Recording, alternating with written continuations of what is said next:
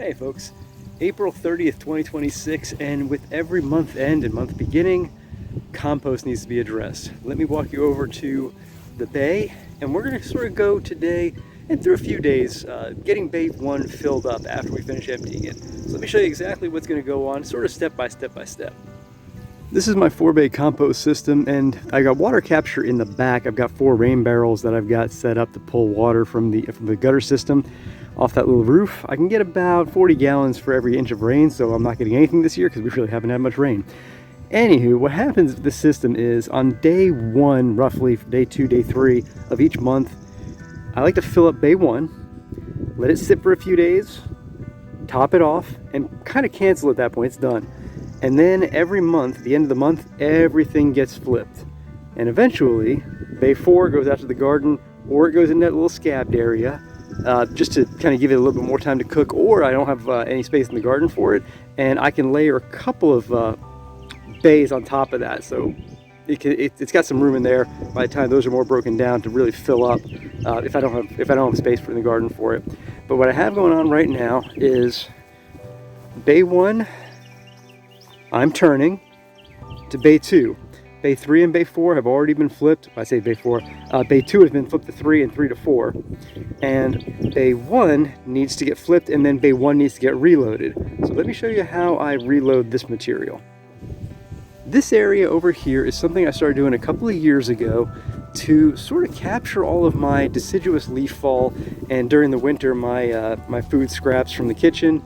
And then in early spring, what I'll typically do, if we get enough growth out of, for say example, this little section up here of a field, I'll mow that and I will capture the material and incorporate it into the deciduous leaf fall that's sitting here, just to add a bit of a nitrogen source, so that when I go to move this stuff into the compost system, it's got more than just the more carbonaceous leaf material to really get it kick-started and going. So I have the nitrogen, I have the carbon, I can throw it in bay 1, water it in, and get some good temperature out of it. If I just had the leaves, it would probably be a little slow to go, and I might have to wait a little longer to get that nitrogen going with a larger cut from the field. But I do have some grass clippings in there that are probably still a little nitrogen rich enough to get the first bay hot once it goes in there. But let me show you what we're doing as far as amending the process this year. And next year the flow is going to change a little bit, but for now I'm going to take you down to my shredding area so you can see exactly what we're doing with this material before it actually goes into bay 1. Okay, so general workflow should be collect my deciduous leaves, shred it, move it to staging area. From staging area, mix it with nitrogen material, get it into bay 1 through 4, compost is done. However, right now, since the material went into the staging area unshredded, I'm bringing it from staging to down here to shred it to bring it back up there. And I bring it down in garbage cans, wheelbarrows, totes, whatever I have.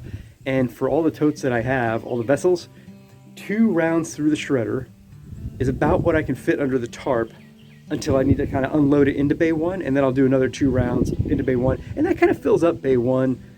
Save a little space at the top to where it's going to break down a little bit. I can add a little bit more to it, and then I let it stand. But I showed the shredding process in a previous video. I'll link it above and put it down in the show notes. I think it's a pretty worthwhile one to watch. But right now, since we've run 2 loads through here, let's go ahead and pull that tarp back and see what we're looking at.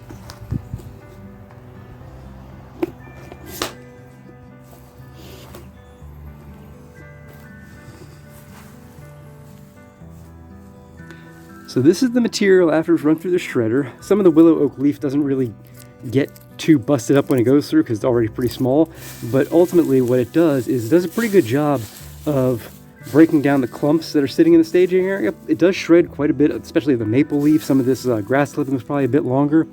But it also sort of mixes the two together. So if I had a big clump of grass that I fired through there followed by a big clump of leaf, it has a tendency, as it's kind of whipping around this, to sort of incorporate itself into each other, so it becomes one big homogeneous pile of multiple types of material.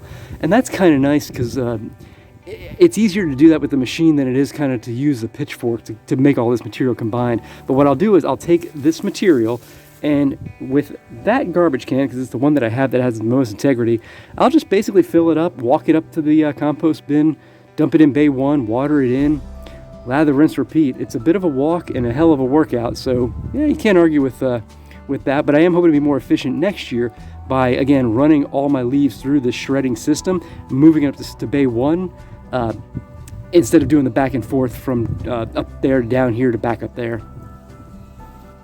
Yeah, I know why you're down here.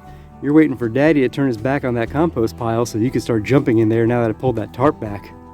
Yeah, I know your game. So with that, it's time to flip bay 1 into bay 2. Knocking that process out, we can go ahead and free up the area so that we can get the material from down there loaded up here, watered in, clearing that space out so we can move the material from the staging bin down there, shred it, move it up here, and hopefully by the 3rd or 4th of May, this bay 1 will be pretty much full to the top. Give it, like I said, a couple more days after that to let it sort of start heating up and breaking down. Maybe run one more round of material through there. And if through this process I even want to take my little push mower out and just grab some fresh nitrogen material, just cutting a little bit of grass, I've got areas around here I can hand mow for material pretty easily. There's a whole English ivy patch I have behind the chicken run that I like to keep mowed down just to avoid having any critters, kind of make too much of a home back there. And the hand mower works better. And I always have the bagger attached for that, and that's just free nitrogen material for me. So yeah, let's get this flipped over and then get the material from down there moved up here. So one thing I didn't mention is usually I take the pitchfork, I'll throw like, I don't know, 6 or 7 loads over. And once it's in there, I go ahead and I take the rake or my little hand rake, smooth it out, and throw about half of a watering can on there. And I'll probably just use those 2 watering cans to finish out that material. It might not seem like that much, but I don't like to overwater my compost just to be on the safe side so that it doesn't wind up creating too much of an anaerobic environment. I'd rather it be just a little on the drier side than the wetter side, but that's just a personal thing on my part. Your mileage may vary in how wet you keep your piles.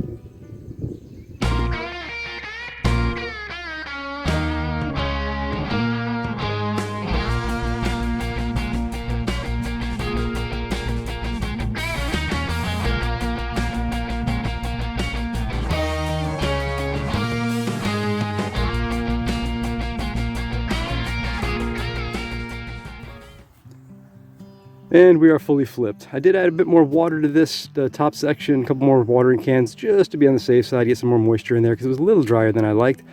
And ultimately, it's funny, this pile after turning is taller than it was before it turned, and I think the reason for that is basically I just fluffed up all the material. I'm really happy with this level of decomp after the first 30 days in this bin number 1. I think we're going to have a heck of a heap as this one goes through the processes. And yeah, we'll take a break and then we'll come back to start moving the material up into this one. And after that, we get to move the material down to the shredder, run it through the shredder, and come up here and add it back in. So again, multi-day process, because what I typically do is I'll run 1 round of the shredder per day. So day 1 shred, day 2 shred, move the material up here. Day 3 shred, day 4 shred, move the, so 4 shreds over 4 days basically. All right, so bay 1 is moved to bay 2. That's watered in, ready to go. It'll sit for a month. Now it's time to get this material up to bay 1, and we're going to use this garbage can here. It's really dry, so what I'll probably do is for every garbage can that I move up there, I will probably use a full watering can, at least to start, and then I'll kind of figure out how much more I want to add, touch and go as I feel. Yeah, let's get this stuff moved.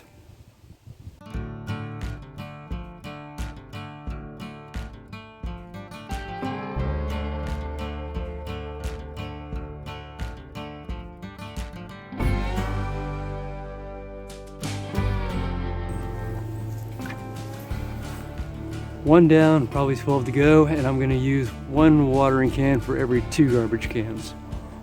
So actually that was 8 garbage cans full, and let me show you how high we got the pile. So I think we just got about to the halfway mark, and I judge that based upon the fact that I've got 2 of these sheets, 1 and 2, we're just about to the top, a few inches shy of the top of the first one.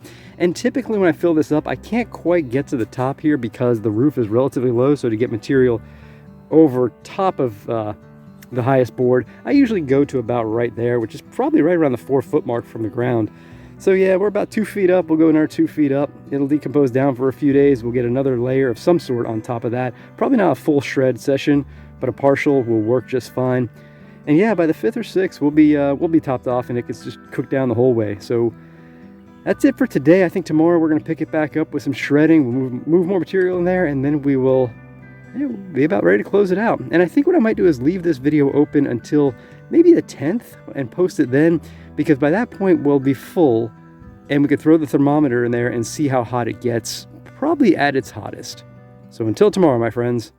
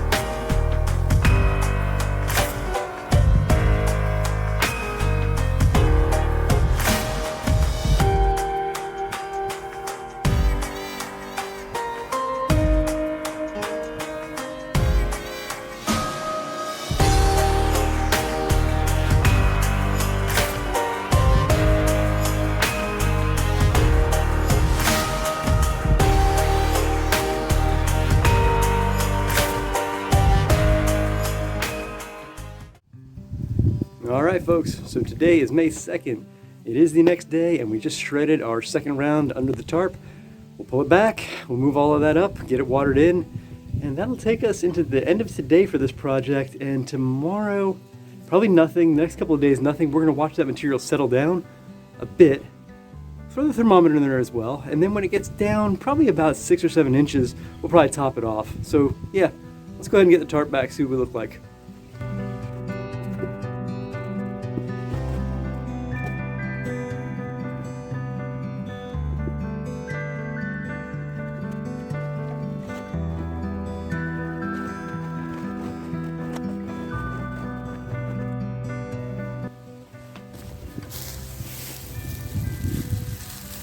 So yeah, the material looks nice and incorporated, relatively well broken down. Should be good enough of a start for that physical breakdown so that the biological breakdown can step in a little faster.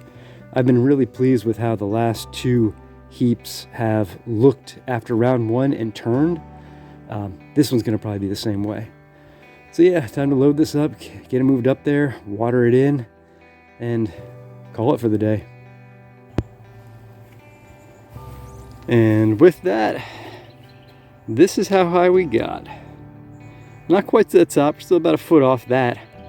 Not even quite to the top of this piece here, but we're going to let that settle for the next couple of days and then we'll top it back off. If I can get it topped off at least one more time to maybe about 4 inches higher than this and call that done for the month, I think I'd be happy with that. So yeah, maybe maybe a few more, not even a full round through the shredder, maybe a couple more garbage can fulls run through the shredder will cover that pretty well. And then, just for some entertainment purposes, next door, we are closing in on 140 degrees on this one after the first flip. So that one's got a lot more breaking down to do. That's gonna be fun to watch, but I'll put that thermometer over into this area here. What's today, the 2nd? Probably on the 5th. I think the 4th is when I'm gonna add the next material layer on and call it at that point. Throw the thermometer on the 5th and then maybe get daily readings from that point until maybe the 9th or 10th, just to watch it heat up and see how hot it gets and how many days it takes to get there. And then we'll post this at that point and give you all something to watch. So until then, my friends, take care. Today is May 5th, folks, and we're gonna close this video out with this little segment because, let me show you. This pile's already running 150 degrees. And I have not gone back to see the latest footage, so I'm not sure what level that was at, what line that was at. But what I'm gonna do, not tomorrow, it's gonna rain tomorrow and the following day, at least it's supposed to. We're kind of hoping it does because we're pretty dry here. After that, I'm gonna go ahead and shred maybe another garbage can or 2, which will probably put it right up to about that level there. And I think that's going to be a good stopping point, and then we'll just let it rot down for the rest of the month, then we'll flip it over. This guy over here, Had the thermometer in him, he was running over 150, less than 160, so he was getting really hot. Not sure why, because he's already, he achieved that temperature range already next door, and I didn't add any material when I flipped this over. So yeah, there's still a lot of good stuff in there breaking down. That's going to be an amazing final product in a few months.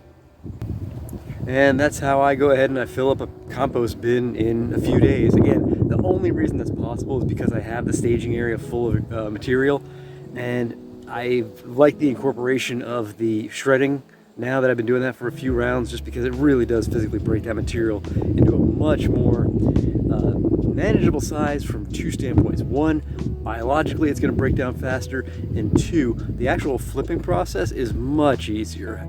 I can flip a bay in about a half an hour now, whereas before, when a lot of the material is more matted down, it's almost 3 times as long, because it's a couple forkfuls and then you got to break it up. A couple forkfuls, break it up. This, very little breaking up required, so I can get 7, 10 forkfuls over and then just zhuzh it flat and we're good to go. So I hope you learned something today, and if you liked what you saw, please feel free to give the video a like and talk below. I love talking compost, so I'll respond to anything I see there. In the meantime, thanks for watching. Take care. I'll see you in the next one.